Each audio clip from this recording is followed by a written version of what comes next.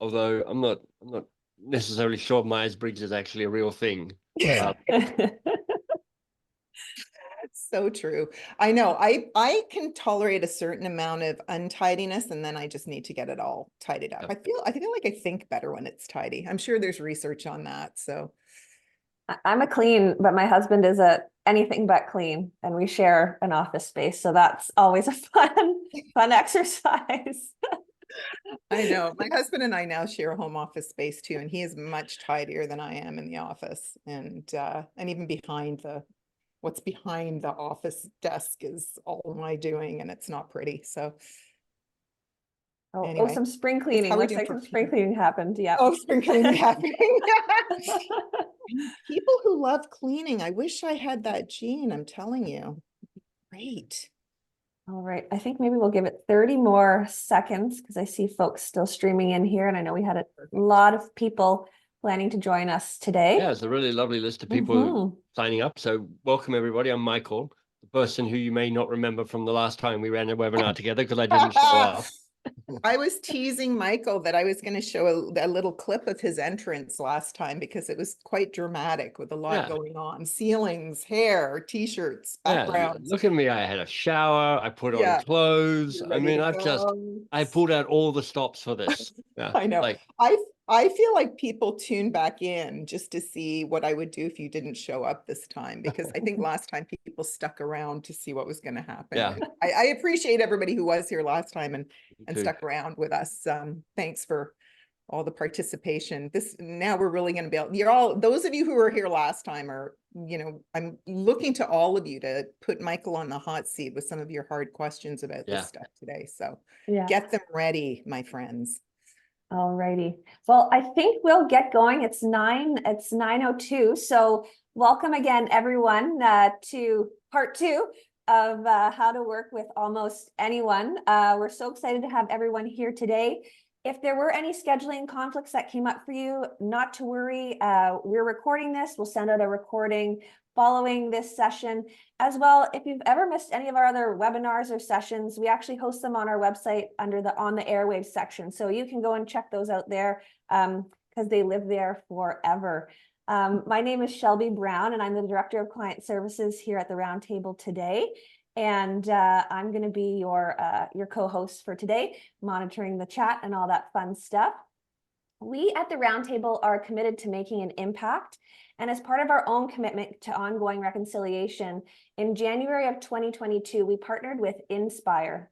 Inspire is a national Indigenous registered charity that invests in the education of First Nations, Inuit, and Métis people for the long-term benefit of these individuals, their families, and communities in Canada. The awful discovery of the 215 Indigenous children buried in mass graves in Kamloops, BC in 2021 deeply affected us. So to honor the legacy of the Kamloops 215, we're striving to provide 215 university scholarships over the next 5 years. Brilliant. And as of today, actually, we've sponsored 31 students with scholarships and bursaries. So you guys are awesome. We're celebrating that. That's amazing. So as part of my own work as an ally, I now want to say a land acknowledgement for where I'm currently residing. So I respectfully acknowledge that in St. Catharines, we are on the traditional territory of many nations, including the Anishinaabe and Haudenosaunee peoples, many of whom continue to live and work here today. So before we start, just a very quick few housekeeping items. As I said, we're recording today's webinar. You'll receive a link following the session, and as well as a fun summary blog post. We really want to hear from you. We love an interactive group. The chat's going to be open. I'll be monitoring the Q&A, so don't be shy to add your thoughts in at any time. And for those of you who are new to us, we're the Roundtable, and we've celebrated recently our Sweet 16 years in business. So that's been a fun milestone for us. And now I'd like to introduce Glain, Roberts-McCabe, Glain like shine. Glain is the founder and president of the Roundtable. So Glain is a certified executive coach and has over 30 years experience leading teams in both private, public, and not-for-profit sectors.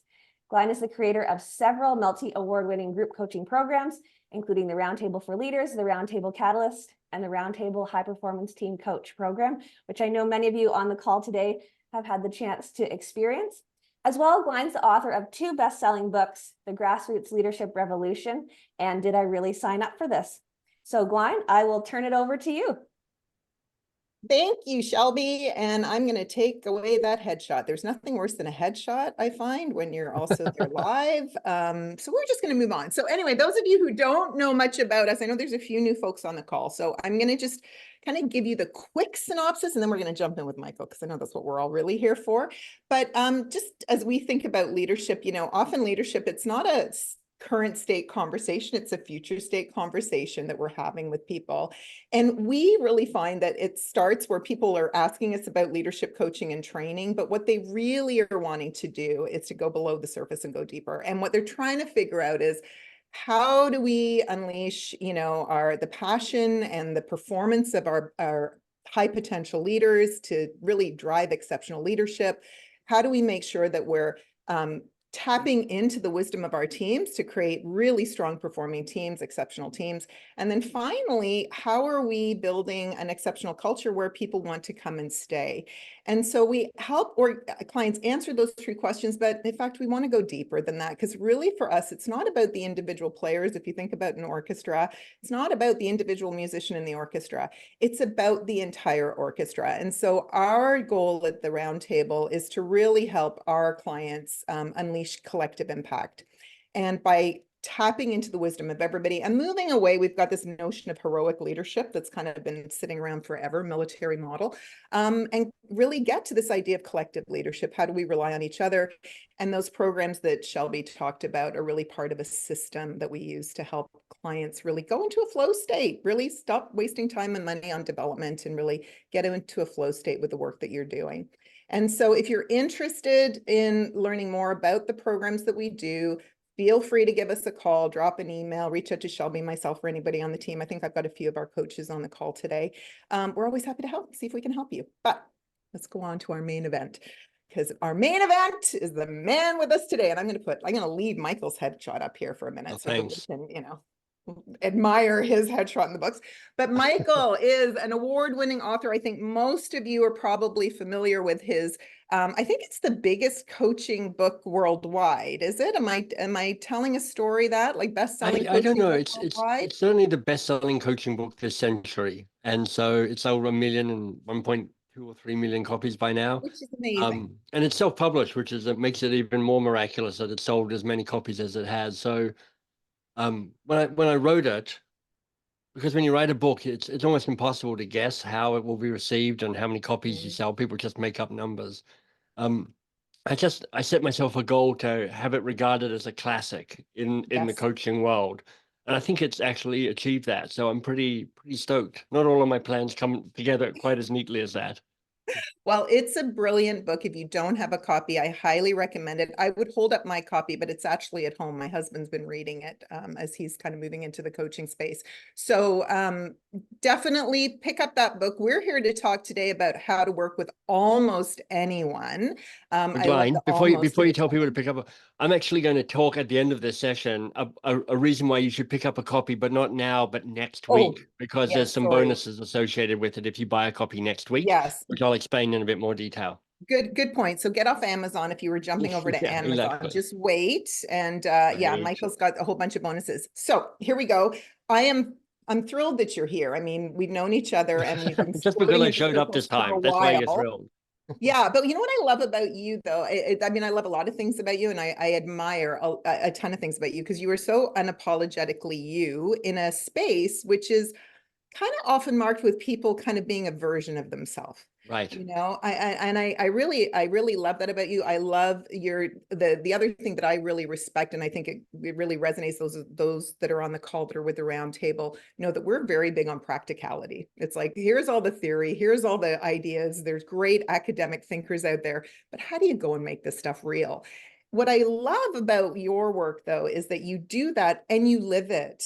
Like, I learn a lot from when you share. I subscribe to your newsletter, and you're always sort of sharing the things that you do. And I know one of your markers is that you're very good at boundaries. I need to keep getting better at boundaries around things myself. And I love that you have a boundary that it's either a hell yes or a hard no. So I'm very grateful that you said hell yes to Yeah, it doing was this easy with going. us. Yeah, because I love your work and I love you. So it was a very easy Well, thing to say I yes really to. appreciate it, and I appreciate you being here. So let's talk about this new book. So Mm. talk to me a little bit about what prompted you to write this book. Well, it was slightly accidental because um, having written The Coaching Habit and The Advice Trap, which are kind of the pairing books on coaching, Mm, I was still thinking to myself, I really want to try and get to the heart of how individual change happens mm, because, it's kind of what we all talk about. And if one of my hallmarks is trying to make accessible and simpler stuff that is complex and difficult, mm. I think one of the reasons the coaching habit is successful is it kind of unweirds coaching for lots of people. Yes, Takes 100%. away some of the woo-woo and kind of says, oh, if this is what it means to be coach-like, I think I could give that a shot. I was Mhm. like, okay, I'm going to try and do that for individual change. So I've been thinking about that one way or another for like 25 or 30 years now because suddenly I'm an old person. So I'm like, okay, so I started writing this book and I wrote, I don't know, 60 pages. Um, so a fair bit. Mhm. And then I was like, okay, so then I'm going to run this past some of my inner circle. And I sent out copies. I'm like, what do you think? Is it in the right, ballpark? And my friend, Misha, wrote back to me and went, I read it. And it's nonsense. This is terrible. I mean, I don't even know what your book is about. I mean, it's like and I'm like, man, okay. I mean, first drafts are meant to be a bit crappy, but that was a harsh but true, accurate piece of feedback. Mm, mm, So I was kind of picking through the rubble of this book, and I said to myself, okay, there's something here about not just individual change, but how relationships work.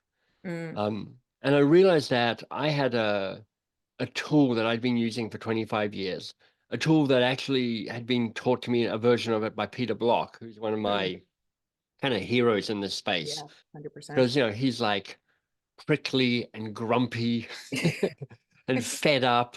And also, I heard him once say he feels his job is to give people responsibility for their own freedom. So they have the best chance to thrive in the organizations that they're in. And I'm like, great. He called it social contracting. Mm, And I was like, I've had lots of conversations with clients and team members and bosses even mhm, about how we should work better together as a way of giving us a better chance of working together. And so that's what this book is about. It's like, how do you give yourself the best possible chance to build the best possible relationships with the key people in your work? Because your happiness and your success are really driven by the quality mhm, of your working relationships. And mhm. most of us cross our fingers and hope for the best. And I'm like, yeah, how about we try and put a thumb on the scale and nudge the odds of you building better, longer, more fulfilling, more joyful, more successful working relationships. And that's what Mhm. this is about. Yeah, I love it. And you know what it made me think of when I read the book? I was actually thinking about like before you get married, a lot of people do, couple, I don't know what they call it because we didn't do it. My Yeah, husband and I no, didn't do it. And I think, and I think after probably there's some great, because when you're in the throes of love and everything's rosy and you think the person's going to be perfect, exactly. and it's kind of like that in any working relationship, any friend relationship. It's always Totally. the honeymoon period, and then you get into the reality of, oh, Right. you eat that way or you do Yeah, that, right? that's a great analogy because in our working relationships we have the same thing, which is you show up and you're like going to start working with somebody and you're like you're mostly jazzed about it. You're like Yeah. you probably tip towards being optimistic about Yes. it. And you've probably made up a whole bunch of stuff about them and who they are and what they Mm, like and what they do and how they operate. And they've done the same for you. hmm hmm. And what inevitably happens is things go off the rails. Yeah. I mean, sometimes, in a big way, and there's a, drama, but mostly not. Mostly there's these kind of little rips in the fabric. And I think there's a way that you can give both of you a chance to better see the other person. Yeah. Yeah. And one of the things that I've really come to learn over the last few years, I think, almost an unexpected benefit of the coaching habit book is that at heart, when you hold a space for coaching, Mm, what you're really doing is you're helping people feel seen and feel heard. mm, Like, mm, I mean, forget solving the work problem, forget mhm, the mhm. good questions. It's just this kind of presence, and I see you and I hear you, is very powerful and nourishing and rewarding. And this new book is a version of that as well, which is like, give yourself the best chance to see each other and know each Mhm, other, and mhm, give yourself a best chance to amplify the good that's between you and diminish the danger zones that are between you, and mhm. everybody wins. Yeah, I love that.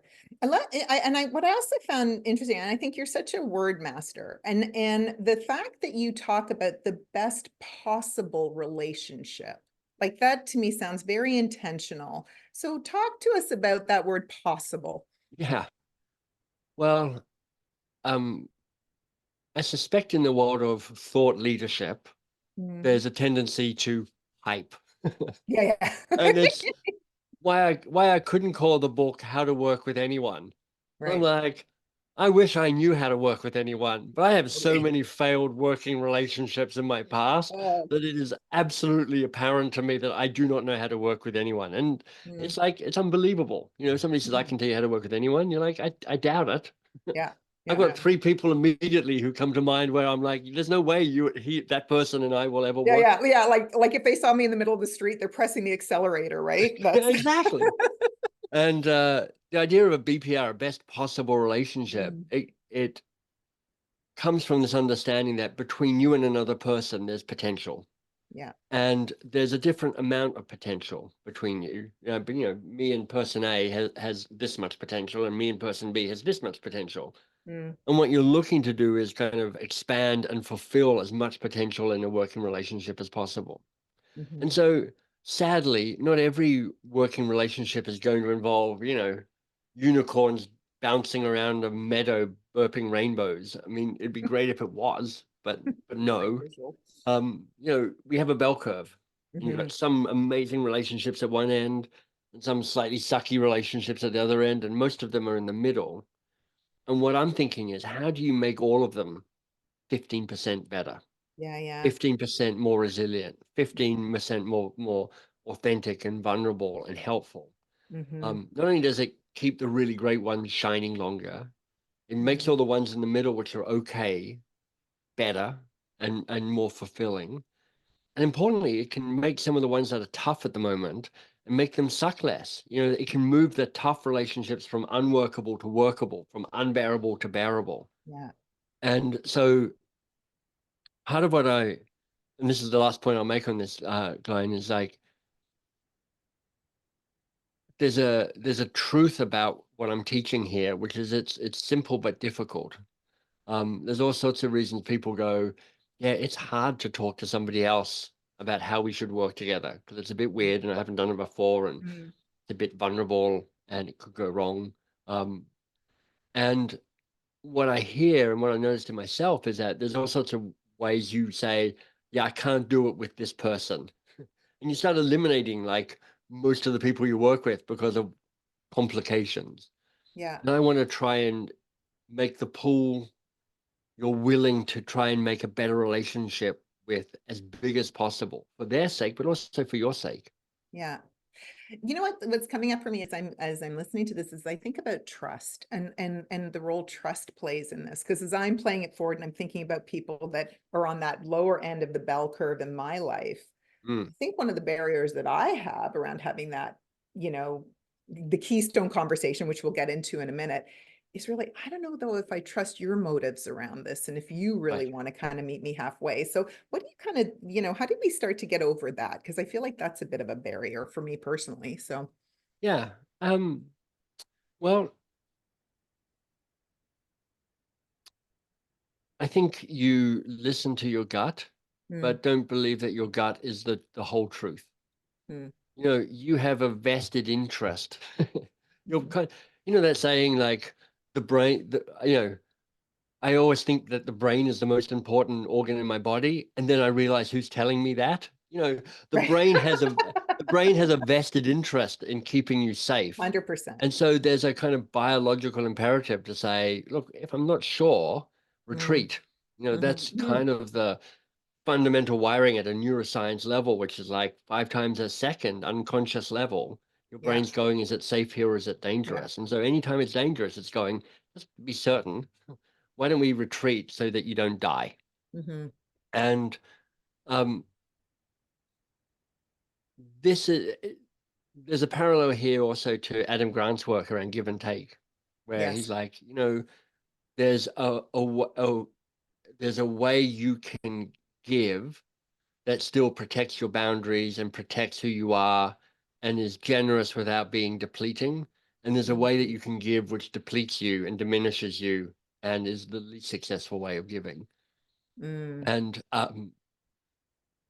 when you look at some of these people down the bottom end of your bell curve and you go, I'm not sure, part of what I'd be thinking is, well, is that just a comfortable story for me? Secondly is and kind of what's truly at risk. Second thing to realize is whether you have that conversation or you don't have that conversation, your two choices, each one of them has prizes and punishments. Each one of those choices has prizes and punishments. So you might weigh up what's at risk and what's to be gained by having a conversation. You might weigh up what's at risk and what's to be gained by not having the conversation. And that gives you just a little more thinking to it rather than just a gut feeling. And thirdly, in the book and the Keystone Conversation, I'm like, here are 5 questions to ask and answer. But you can do variations on that. You can do a safer, smaller version, like a little beta test. It's like a small conversation about how you work together before you choose to make a bigger one. Yeah, I love that. And what you mentioned Peter Block earlier, and one of the things that I learned from Peter Block early on was this idea of mental models and how we create this ladder, right? Where we create a view of person, the situation, everything else. And sometimes what we have to do is step ourselves back down the ladder. That's what you're making me think of is part of this process when you're in that bell curve is like step yourself back down the ladder so that you can think more clearly about what's actually happening here, not the story I've been telling myself about our relationship and where relationship is at, and then make some decisions like, is this something that's important to me? Are there things that are reasons for us to repair or try and get this back on track? Or really, is this something else that I'm harboring that's I don't like the fact this is making me feel like not a nice person, and like, what's the underpinning, right? I love that. So let's talk about the Keystone Conversation. You've got 5 questions. So would you mind giving us like the highlights of the 5, and then we'll maybe dive I'd love to do that. So of Keystone Conversation, key insight of this book is our work relationships really drive our happiness and success. And mostly we cross our fingers and we hope. That's the key insight. This is the problem we're trying to solve. The key tactic I've got for you is this Keystone Conversation. And in a sentence, it's have a conversation about how you work together before you start working together. Have a conversation. And it sounds obvious when I say it, right? Have a conversation about how you're going to work well together before you start working well together. Or if you're in the midst of a working relationship, just pause for a moment and have a conversation about how to work better together before you return to the work. And it's as simple and as difficult as that. And then in the book, I suggest 5 questions that you can ask and answer. That's important, ask and answer, to exchange information so you have a better idea of what you both have on the table so that you can shape a better, more successful working relationship. So here are the 5 questions. Question number 1 is the amplify question. It is, what's your best? And as I talk about it, I go, it's really, you're asking, when do you shine and when do you flow? And what I'm doing here, Glain, is drawing on all sorts of kind of change management stuff around like appreciative inquiry or positive deviance, which is like, let's start by amplifying the good. And what a gift. If I sit down with you, Glain, and I'm like, so when do you shine and when do you flow? Because I've already made up what you're good at and what you like doing, and you're a accomplished founder and you're an author and you're this and you're that. I kind of come with so much quick pattern making stuff that I assume I know you. But if you're telling me when you shine and when you flow, amongst other things, you might tell me, what are you good at and how is that different from what you're fulfilled by? Like, because sad to say, Glain, you and I are now old enough that we've got good at a whole bunch of stuff, Mhm. a lot of which we'd be happy never to do again in our life. I'm 100%. like, Yeah. yeah, I'm competent at all sorts of things, and I'm bored, and it's tedious, and it's hard work, and whatever else. So there's a way that you get to have these conversations to go, let me tell you when I get lit up. Let me tell you when I'm at my best. Mhm. Let me tell you about the stuff that is fulfilling for me, but that I'm not yet good at. Because I want you to throw me in the ring and have me do some of that, but give me some coaching with some support around it. So that's the first question, the amplify question. What's your best? The second question is the steady question. And it's about what are your practices and preferences? Because it's amazing how much screwing up some of the logistics of how you work together can be really irritating. Ugh. I'm going to take a guess here. I'm going to guess, Glain, that not everybody pronounces your name correctly. Oh, Yeah, 2000%. me too. Like people get the Michael bit right, mostly, because some people randomly just want to call me Mike, and I'm like, I hate that.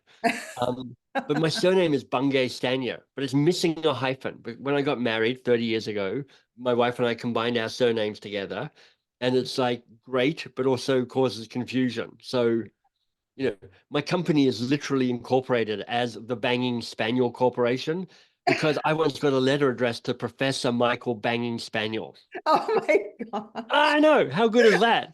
That was like too good to not use. That So, is amazing. yeah. So here you're doing things like, look, well, first thing, here's my name. My Yeah. surname's Bungay Stanier. It's not as scary as you think. Don't call me Mike. Pronouns, we now do pronouns in a way we never did before. I'm a morning person. I'm an evening person. I like feedback like this. I work best if I've got time to think. I'm an introvert. I'm an extrovert. There's all sorts of things you can exchange here where Mhm. you're like, oh, that just tells me. Like for me, I'm like, if I send an email, I'll respond in 72 hours. Mhm. I don't need it within 24 hours. I do need it within 72 hours. It's just these, I work with a Claudine, my executive assistant, and I'm like, please start every task you assign me in Asana with a verb. If you Yes. don't give me a verb, I don't know what to do. Yes. And can you capitalize it, please? Yes. And I've got these these little quirky things that feel minor to everybody, and they feel minor to me, except when I don't get them. And then I'm like, okay, this is it. Claudine, you're fired because you didn't. No, we've never had that conversation. So anyway, Oh that's my the God. second question. I have to tell you something about this, which if I think Leah's on the call today, who's on my team, and so this is something for anybody who works with me knows. I'm kind of weirdly superstitious. My dad was the coach of the Canadian rugby team, and whenever they were on a winning streak, he was highly superstitious. And one of the things that was drilled into me in my house was you never have an open umbrella indoors, ever, ever, ever.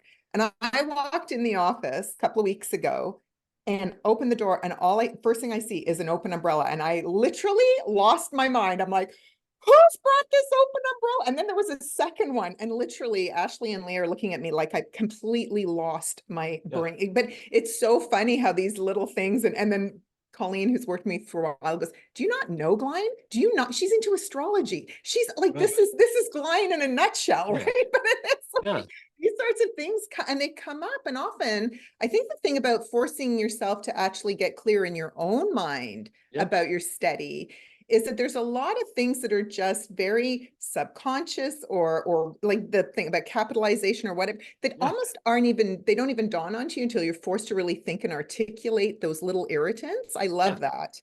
Yes, so practices and preferences. And, here's one for me, which took me a while to learn. I have a pretty grumpy resting face. And I had all this weird conversation, and like I am genuinely a nice person, and I just am not an angry person. So I've literally never shouted at anybody who's ever worked with me in my life. But there was this moment where one person on the team was like, I wanted to tell you this, but I was a bit scared how you were thinking about it. I'm like, what? Was that even possible? And I just realized that when I'm thinking, Yes. I look serious. I look Yes. grumpy, and it's a bit different from my usual kind of, look at me now. I'm being cheerful and smiley and all that. Good. And so I need to tell people, which is like when I'm thinking, I look Mm. a certain way, and it doesn't mean I'm angry. It means that you've got my attention. Yeah. So Yeah. Love these it. little things are really helpful for avoiding rips in the fabric that might otherwise unwittingly occur. Mm. The question 3 and 4 are related. They're the good date and the bad date questions. Mm. And the key insight here is, the relationships we've had in the past inform us how the relationships in the future will attend, because we are creatures of patterns. And even though it's a different person and a different culture and a different project and a different time, the same stuff keeps on Yeah, showing up. for sure. It's so annoying. It's so annoying. You're like, damn it. Yeah, there it Like is. one of those, what do they call those shapes where you can kind of zoom into them and the same shape keeps reappearing? I remember. I'll think. Groundhog Day is what came to mind to me. It is Yeah, like sometimes life yeah. is like Fractals, like Oh, fractal oh yeah, yeah, yeah. pictures. Like that's, and it's like the more you work on something, the more it just shows up in a more subtle, more nuanced way.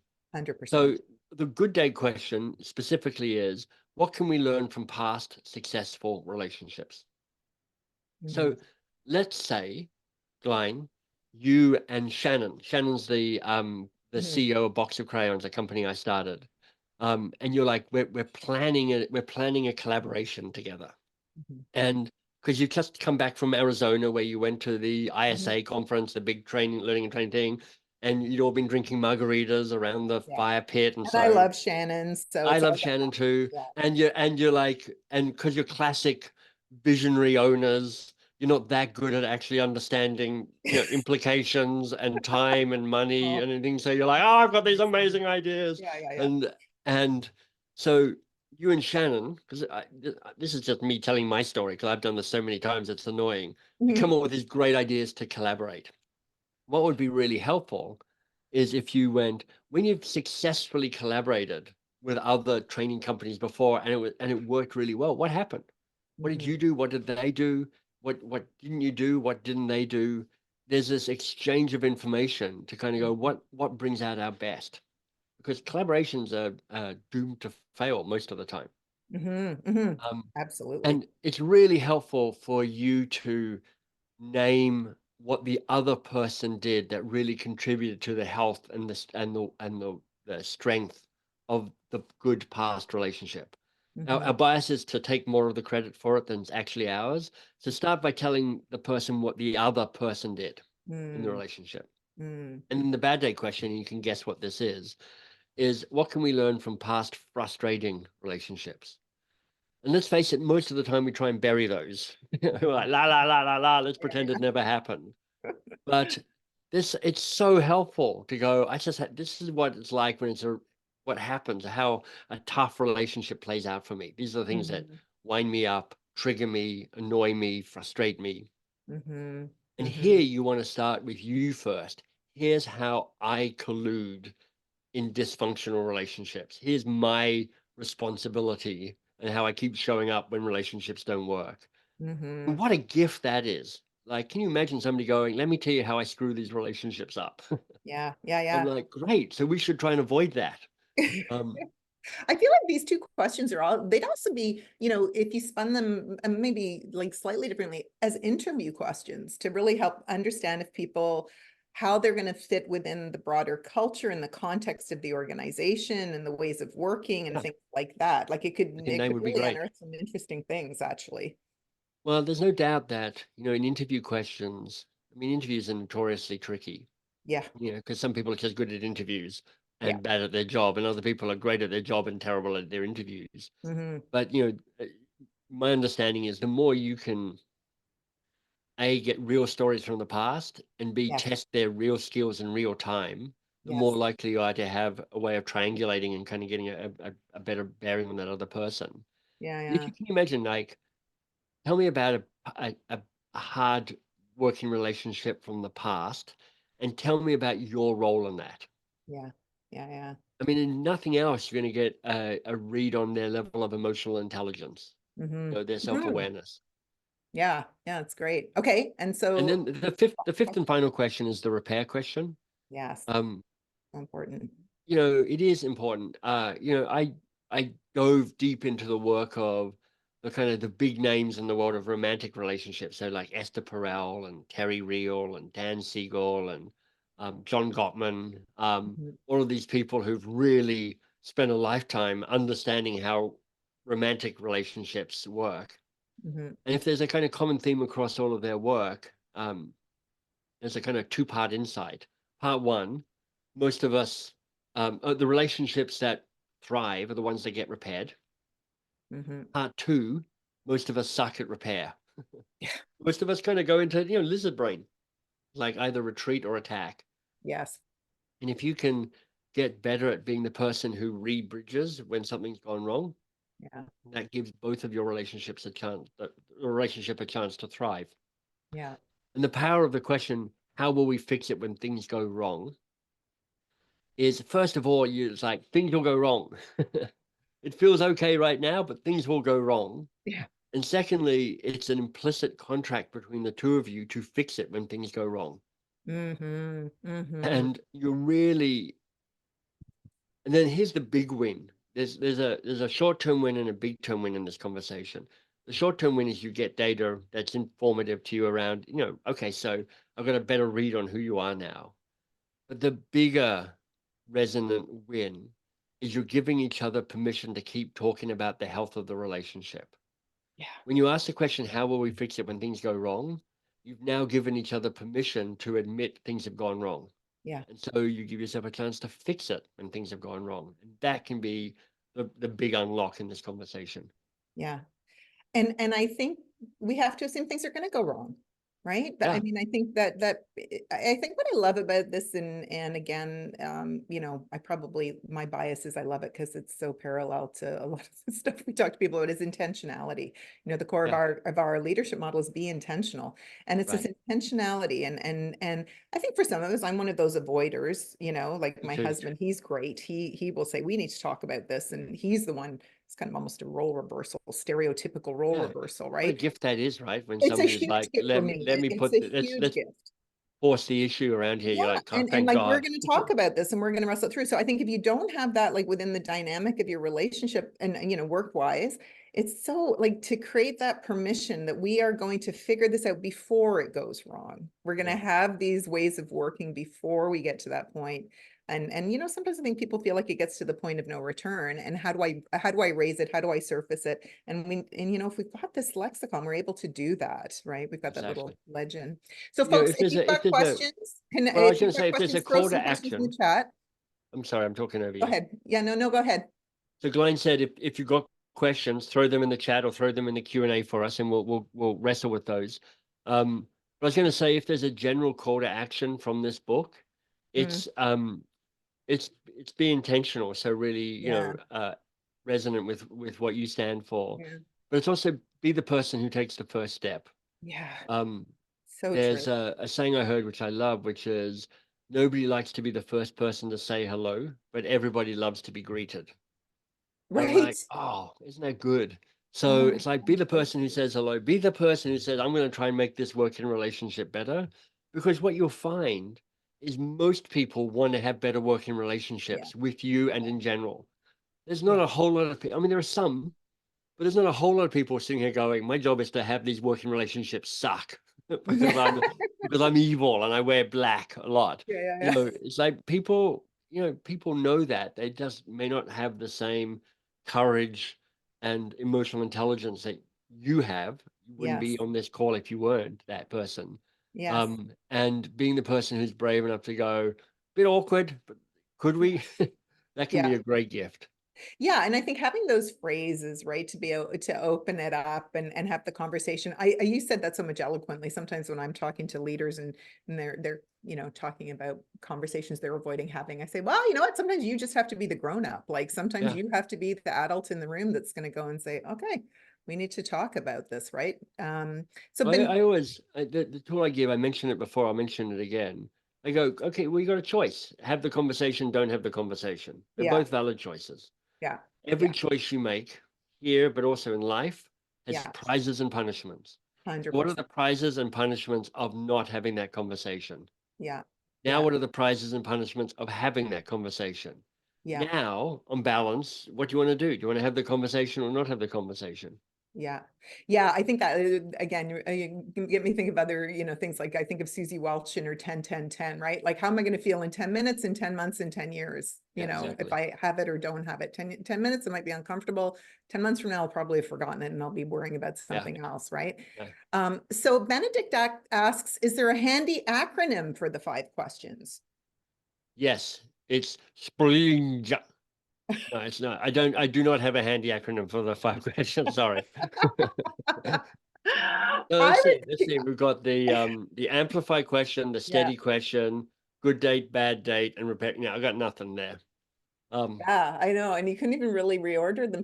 Yeah. AS isn't a good starting point, really. But what's helpful about these questions is, with the coaching questions, these are good questions to kind of have in your back pocket in a moment, so that like my stand on it is any interaction can be a bit more coach-like. So it's useful just to have, built a habit where you've got 2 or 3 questions in your back pocket to do that. With these ones, these conversations tend to be a little bit more deliberate. So you can just have them printed out or written out in front of you. If you go to bestpossiblerelationship.com, you can get a download of the questions. So you can just redesign them in a bunch of different ways. So you can print out a nice design download if you want it. And there's actually also a video of me having a keystone conversation with Ainsley on my team. So there's a kind of role modeling of what that's like. So you can see that as well. That's all at bestpossiblerelationship.com. Okay, love it. So Marie asks, with a long-standing relationship where maybe you haven't been surfacing things, and you've been putting up with stuff, what's a good opener to kind of start to have a conversation around that? My mind immediately went to bad chat up lines in a bar, none of which have ever worked with me. So none of the first lines that went through my head. Well, I tend to try not to make it too tricky. I tend not to try and overthink it too much. So it might be as simple, and in the book, there's a whole bunch of kind of scripts that you can use around this, but it could be as simple as, hey, Glain, could we have a chat about how well we work together? I think it's great. And I also wonder if there's little adjustments we could make that could make it even better for you and me and how we work together. I don't think it'd be too long, like 15, 20 minutes, and it could be a really helpful conversation for us. I'd do something like that. Yeah. I know if somebody said that to me, I'd be like, sure. In fact, I'd welcome that. In fact, thank you for taking the responsibility to make the working relationship a bit better with me. It means you can have these conversations with your boss. Often people are like, oh, I'm nervous about doing it with my boss. I'm like, let me tell you, as somebody who leads a team, if somebody on my team comes to me and goes, I'd like to work better with you, can we have a conversation about how I can be really great at working with you? We're like, I love you. Yeah. It's great. Oh my gosh. 2000%. Yeah. Right. I mean, I think, because sometimes too, there's so many, I think what you said earlier about people put a lot of things on you. And I think in power differential things where somebody is the founder or the president or the CEO or whatever the title, there's so many assumptions that go on about, intention and what people are really thinking and what then, reading between the relationship. And I think like there's a lot of times I definitely have, this little frown line here, which I have a picture of me when I'm 2 and I have it I have now. that too. Like I've had it my whole life, right? You and I should just go and do a Botox thing together. Yeah, let's do We it. get our nails done, get a little Botox. Yeah, it'd be like It would perfect. honestly help with that because so many times, and I had a colleague years ago that when I was in a meeting and I was, thinking, she would actually stop and say, okay, Glain, what's happening to your face right now? And, and I was okay with that because it was, like I love sort of candor and humor and that type of thing. But it would also kind of bring me into, okay, what am I thinking about that I actually need to articulate? Yeah. I think sometimes, I'm a very internal processor, which is funny because I'm an external talker, but there's a lot that I tend to have to sit with and process. Yeah. And so, That's great. making that It's a transparent. really good question, which is, hey, what's going on? Because I noticed something shift in you. Yeah.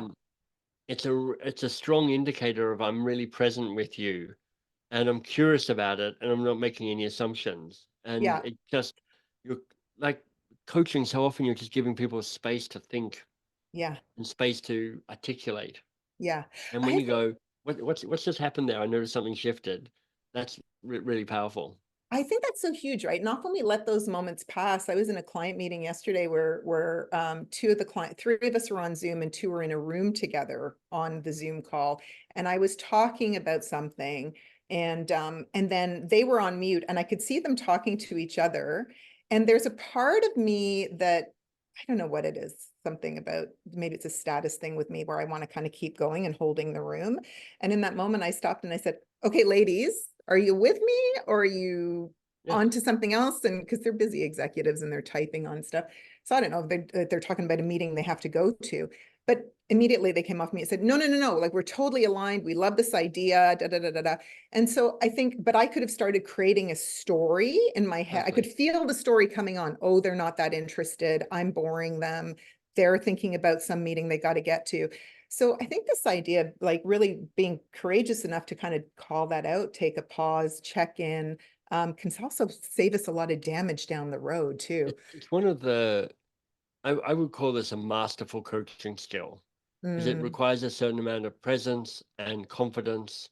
Yes. And uh, when you're coaching, you're caring about the other person, you're caring about your own chatter and stuff that's going on in your own head, you're caring about the relationship, you're caring about the arc, you're caring about the time. You got a bunch of things that you're kind of managing. But I think one of the a skill that's really powerful, just to reiterate what you're saying, is when you notice something that's a bit off, name it and be curious about it. Hey, I just noticed the two of you are chatting. I just want to check. Are you with me, or is something going on here? And it's like you hold it lightly. You're like, I don't even care Yeah. what the answer is. Yeah. Yeah. There's no bad answer here. Like, oh, we were distracted. Thanks for bringing us back. Oh, no, we're really excited about this. We're just talking about what a good idea it is. Oh, I'm Yeah. sorry. Have we met? All of these are good. They're all like, okay, I know where we are now. It's Yeah. about kind of reconnect, it's like getting your feet back on the ground. It's like getting grounded. Yeah. You're back in the moment. Yeah, it's good. Okay, so Tracy's thrown a question in the chat that's really about the talk that a lot of people are feeling really burnt out lately and or on the verge of being burnt out. And when people are telling you that, what question would you recommend in response? Currently, Tracy says she's using "How can I help?" Yeah. So this is sort of maybe into the coaching vein, but Yeah. what would you say to that? I would say, what the hell's wrong with you? No, I wouldn't say that. Suck it up, Buttercup. Suck it up. We're all stressed. Well, burnout is difficult because it's often not just a individual thing. It's often systemic issues that are going on around that. So my first act is probably not to ask a question so much as just to acknowledge what they're saying. And it's like, that sounds hard. That sounds like it's tough. Oh, what does that feel like? It's like acknowledge and understand and have them kind of like, I'm part of what you're trying to do when you're being more coach-like is you're not trying to rush to solve the problem. You're trying to be present to who they are, and the solving and the figuring stuff out will happen. So I think just that's where I would start, which is like, man, that sounds hard. Man, I feel that too. I feel you on that. And how can I help is not bad at all. Um, um, but it's very quickly going into and you've come to tell me this so I can help you with it. So an alternative is, what do you want? Or how would you like things to be different? I'm just curious, how would you like things to shift? Or what do you feel needs to shift? Or how you doing with that? How are you managing your way through this feeling of burnout? So there's this willingness to kind of be more curious about what's going on and just sit with it. Because one of the things that I know to be true about coaching is often the first thing they tell me is not the thing. It's not Mhm. the real thing. It's not the most Yeah. interesting thing. Yeah. So you could go, okay, so how you managing that at the moment, right? So when you think about this feeling of being burnt out, what's the challenge here for you? Yes. Yeah. Um, and all of these allow them to be present and explore and kind of maybe shift that opening conversation. Um, how can I help is a really good question. And if it's the first thing you say, one way of hearing that is, all right, my job is to help you. How do Mhm. you want me to help you exactly? Mhm. Um, a version on that, which is different but kind of related, is um, it will sound blunt, but sometimes it's the right way to think. Is that, and what do you want from me? Yeah. They're Yeah, like, because I don't want anything from you. I just need to tell you. I just need somebody to hear that I feel burnt out at the moment. You're like, that yes. sounds hard. I feel like the how you can help, how can I help one can be a potentially slippery slope. And depending if you're the manager, right? Because I see a lot of managers taking on, we had Nate, who you know, on a couple of weeks ago talking about compassionate accountability Right. and this idea that you can be compassionate, but still hold, if the person's accountable for doing the work that they're doing, Yeah. how do you hold both, right? And I think about, this idea that sometimes as managers we default to wanting to fix everything, again depending on your wiring. Are you one Yeah. of those people who's hyper wired to help and do things and make everybody comfortable? And to your point, I think I learned from Dr. Harvey Silver years ago, all pressure is internal, the pressure that we put on ourselves. And so a burnout in some cases, I think what you're saying to me totally resonates, because a lot of the time is give people the space to really unpack what's actually going on and how much of this burnout is a story they're telling themselves, right? About how they're feeling or the pressure that they are putting themselves under. I've had multiple conversations with managers where I've seen the individual that I'm working with is under so much pressure, they can't believe it. And the manager says to me, boy, this person's unbelievable. It doesn't matter what we throw at them. They step up and do it. I'm not Yeah. expecting that. And I just think, oh my gosh, because this is the downside of, the folks we work with are these type A Yeah. overachieving high potential folks.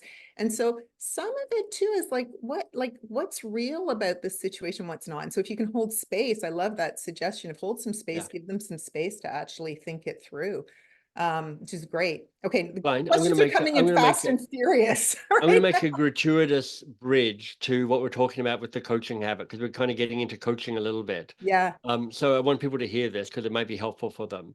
yeah. So I'm offering some kind of deeper dive training around the coaching habit in June. 3 webinars, 45-minute webinars with me. It's a Mhm. chance to kind of explore the being of coaching, explore some of the tools I use in coaching, and a full webinar devoted just to Q&A. The ticket to entry is buying a print copy of the coaching habit between Tuesday, the 14th of May, and Monday, the 20th of May. Because we're Mm. trying to do a little push to try and get the book to boost up in that week. And I know many people here probably have a copy of the coaching habit, and the ticket is still buy a new copy of the coaching habit for Gift that. it. And you can register. Here's the website, tchlive.com, which has all the details. Right. And one way to think about it is buy a copy of the coaching habit, less than $20 probably. Get 3 webinars with me, training, and have an amazing gift to give somebody. Or if you don't yet have a copy of the book, get the best-selling book on coaching this century. Anyway, that's enough. Mm. And Lisa's saying it's a fantastic book, so thank you, Lisa. I appreciate that. Yeah, and Lisa has a question that she threw in a little while ago. So let's see if we can get to that before we wrap up. And her question is a bit of an interesting one, because she's got a team that's got some great relationships, lots of trusting relationships, and then a manager who is a member of the leadership team who is toxic and goes directly to the team, bypassing her as a manager, and it's unwinding some of that trust within the team, hearing language like gaslighting, which is worrisome. So question, do you have any tips on how to coach my team members to shift the dynamic, and how could I manage my manager Mm. in 3 And I minutes or mean, less? this is just a reinforcement that dealing with human beings is tricky. So it's hard to give advice because I get all those facts, but there's so much context and so much culture stuff and personality stuff I just don't know. So any advice would give would probably um, not ring true. But the things I'm thinking about, capacity to give that boss direct feedback. And I use a version based on nonviolent communication structure. So I'm like, what are the facts? What are my feelings? What are my judgments? And what do I want? And what do I need? Because what happens with something like that is we get a lot of feelings and a lot of judgments. We get this kind of welling up of stuff. And what often provides clarity about what needs to be said are what's the data and what do I want? What's the request I want to make around that? So one option is that. One option is a side conversation with your boss's boss, which is like, ask them for help. How would you manage this? Have you got a way you can coach me around how best to manage that? Which is, cunning because it's smart politics, and it's asking for help and it's building a relationship, and it's ironic because now you're going around your boss. So that could be helpful around that. It could be that you have a conversation with your team, in your team meeting, go, I notice this is a dynamic. How do we want to manage this? So one of the things that you could do is don't make it down to you to solve this. Make it how will we as a team solve this? And what that does is it invites other people to understand some of the politics of organizational life. And part of how you rise through an organization is becoming more nuanced about seeing and understanding and managing the politics, because it's always there. But B, it also says it's not my job as manager and leader to rescue you. It's our job to support each other. So what could we do to figure this out? And it's a coaching opportunity to go, how do you manage a difficult person? How do you be a strong team? How do you have boundaries? And there's all sorts of kind of ways you can figure some stuff out and kind of tighten up as a team. Because honestly, one of the ways a team gets stronger is by having a common enemy. So there's a way that this is actually a benefit to your team, or at least you could frame it as that. So there's a bunch of green shoots there. I'm not sure if any of them are useful or not. I hope at least one is. That's great. Well, I don't know where this hour went, Michael. It just flew by. It did. I know we could probably keep talking to you for another hour, but you have other things to do, and I'm sure everybody on the call probably has to get to their day job. So I just want to take a minute and thank you so much for being here. And everybody, just make sure, Shelby, can you throw up the slide so people can grab Michael's address again on the book in case it's got buried in the chat. We will make sure that you get what you need. Oh, we're back at the beginning. Technical difficulties. Sorry, everybody. TCH Live is the thing for the coaching habit. Coaching habit. And Perfect. best possible relationship is for downloading the 5 questions. Perfect. And Bev Kay, by the way, who's the follow-up speaker, she's a dynamo and has been a legend in this industry for 167 years. She Oh doesn't my look, she's gosh. a vampire. She's actually 280 years old and she looks amazing. You know what? This woman is unbelievable. And I know right now I'm so happy Bev's coming on, because the topic of retention and hybrid work and how do you engage employees, and this woman is a legend in the career development and retention industry. So you don't want to miss her if you don't know much about Bev's work. It'll be a really great session. Yeah. All right. Thank you, Michael. Shelby, over to you to take us home. Thank you, Shelby. Thank you, Glain. Yeah, thanks, everybody. As Michael said, I just popped in the link to register for our next session with Bev Kay. And then really quickly, that award-winning Roundtable for Leaders program. We only run it twice a year. Our one session just kicked off. Our next one's kicking off in the fall. There's only 6 seats left. So it's senior manager, director level. If you know somebody or you or yourself are interested, please reach out and I can get you more information and we can get you or your individual ready and registered for that. And if you want to start your own peer group, the Grassroots Leadership Revolution, Glein's second book, in there's a quick start guide. It gives you a DIY to start your own peer group. So pick up a copy and reach out to us and we can get you started with your own peer group. And of course, as always, stay in touch. Those of you who have been around us for a while know we're like the Hotel California. You can check in, but never really check out. So here's the ways to stay in touch with us. And I think that's everything for today, everybody. So